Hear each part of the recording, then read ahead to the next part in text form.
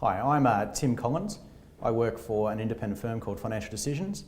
I work with my father. He's one of the key principals in the business, and I've been in that business on and off for 9 years now. 9 years now. How old are you, Tim? I'm 27. Okay, so you started pretty young in the industry? I started when I was at university, and I was doing university at night and working during the day, doing administration, moving papers around, various filing jobs. Then I started to show a little bit of aptitude apparently, and they made me a paraplanner. So I got trained into that role. I did that for several years. Then I became an advisor. I did a stint working for Macquarie Bank, and then I ended up back at Financial Decisions. I like the small company. I like the culture. Well, that's fantastic. Who was it then exactly who decided that you had aptitude? I don't know, but they've made a mistake. Oh yeah? I can hear some laughter in the background. Would you care to share any pedigree that you have in the financial services sector? I do. I'm a third generation advisor. You can hear my father laughing in the background as he hears this interview. What's Dad's name? Matthew Collins. Okay, what's the first generation then? Is Russell Collins. Okay, very good. So we've got some perspective now. Yeah. All right, okay. So financial advice, the financial advice sector has been in your blood since you were pretty young? It is. It's one of those things you learn to talk the talk unintentionally because Dad and Pa were speaking at the dinner table. So I'm used to having conversations that most people don't hear. I'm used to the topic of death and disability. So I'm quite comfortable to speak to people about insurance and estate planning, whereas I've met other people where they try and sugarcoat it and they try and sort of step around it and gingerly touch the issue, whereas I'm happy to get down to it and be quite straight with clients about what's going to happen eventually and the things that we can do about it. Thank you for that, Tim. Now, is it all you ever wanted to do, or did you have some other dream about what you wanted to do when you were growing up? Of course not. There's no teenager that says, I want to sit down and talk about retirement and death with people. That's a strange teenager if you ever met them. Okay. I wanted to do many different things. Originally, I wanted to be a marine biologist. Okay. And then when I left school, obviously I did the HSC, and I was waiting on the marks to come out to see if I'd get into university or not. And I started working as a labourer for a building company.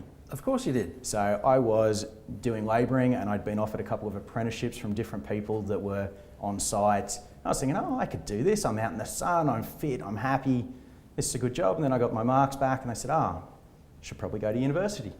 So I went to university, and that's when I started talking to Dad more seriously about it. And he said, look, you can come into the office, you can start doing bits and pieces around here, see if it works out. And here we are 9 odd years later, and it's working out quite well. Oh, that's a fantastic story. But what was it about marine biology that sort of attracted I'm you? a fish nerd.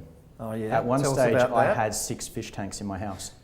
And Oh, they that's- weren't small fish tanks. They were 6 foot by 2 foot and quite serious marine setups. Picture Finding Nemo. Right. That's what I had going. I had a part-time job after school working in a pet store selling fish. Okay. So it was an interesting leap to end up in financial planning.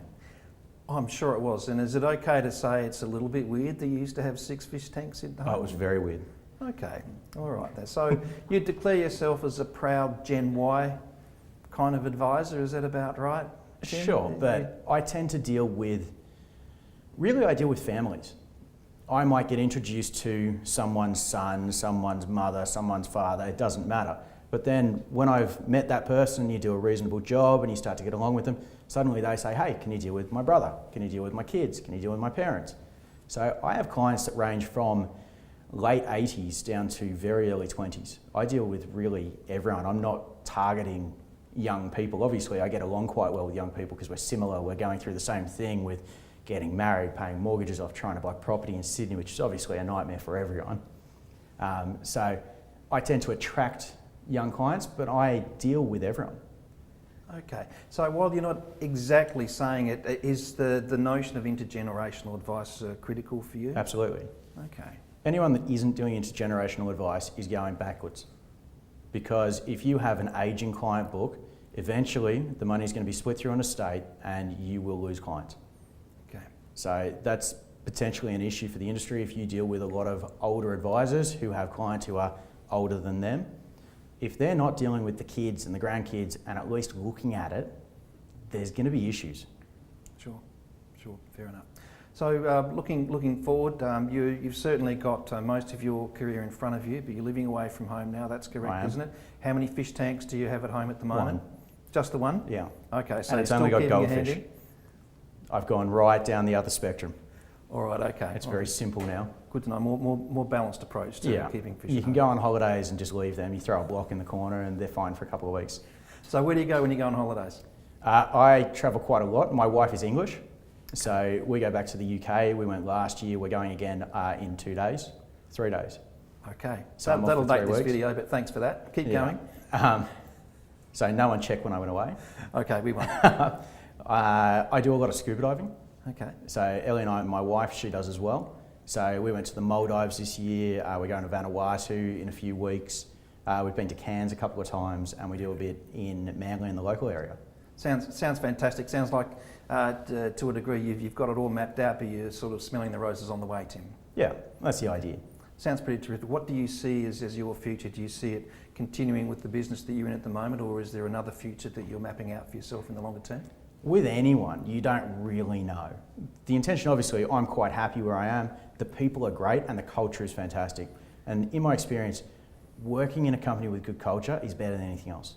If you're dealing with negative culture, it's a real issue. And it's going to impact morale, and then it impacts the way you deal with clients, Yep. which then impacts the amount of referrals you get. Sure. If you're happy and your staff are happy, your clients call up, they go, this is a great experience. Why wouldn't we deal with them? Why wouldn't we send our friends and family there? On that, do you have a message for, say, advisors your age, perhaps with a little bit less experience under their belt than you? Not really. I'm an odd case because I'm young, but I do training with my grandfather every week, who was in the industry for 40 odd years, and I work with my father. So I dip into a well of years and years and years of experience that I can draw on that potentially other young people may not have access to. So I would suggest having business relationships with someone more experienced than you are. Sounds like a great tip, and it also sounds like you do have a very optimistic vision of the future, both for yourself and for the financial advice sector. Obviously, I'm not going to go into the standard media bashing and government criticism that I hear quite often. I think in any industry, there's going to be problems. And right now, ours is dictated by those two sources. And we'll move on and we'll get through it. People will always need advice. Whether that's delivered through a fee, a commission, some other form, it doesn't matter. People are going to require our services more and more. Tim Collins, thank you for your time. Thank you.